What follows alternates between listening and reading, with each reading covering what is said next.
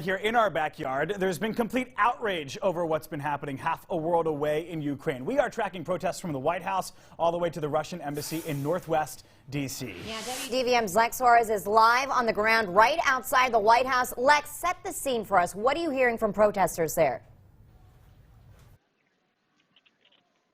Yeah, you guys can see behind me a huge crowd of people. They've been coming out here to Lafayette Square since about 4:15 today. The protest was officially starting at 4:30. In the past 30 minutes, I have seen this crowd grow by at least 50 people, and they are continuing to come with the Ukrainian flag, with music playing, megaphones, signs, just wanting to make their voices heard and show that they are standing with Ukraine through all of this. Now, this is the second protest that I've seen today. I was at the Russian embassy earlier this morning when there was a handful of protests outside of the Russian embassy. Now, the first protesters did get to the Russian embassy early this morning, and by mid-morning, the sidewalk was actually painted with the word murder in front of the Russian embassy. A handful of Ukrainian immigrants and allies stood in the rain in solidarity. A Secret Service and DC police stood by to make sure it was peaceful. Now, one man who was there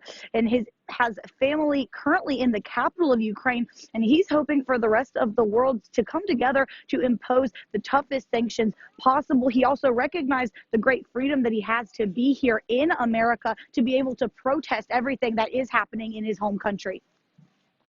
Right now, some of the Russian people, as far as I understand, they try to go outside, and they're like completely blocked. They're blocking their social media, so they cannot rally right now in Russia against this war.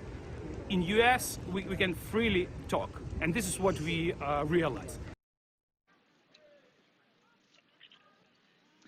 And of course, all of the people out here today taking advantage of that freedom of speech and freedom to protest and speak out about things that they do not agree with happening. Now, Sky Kuhn, who you just heard from, he says other Americans, other residents and people who want to make their voices heard, who want to show that they stand with Ukraine, he says, reach out to your representatives, reach out to your congressmen and women, and, you know, tell them that you are concerned about what's going on and you want to make sure that something is done about it. Of course, I'll be out here bringing live updates throughout the evening as the protest continues out here. But for now, live in Washington, Lex Suarez, WDVM 25.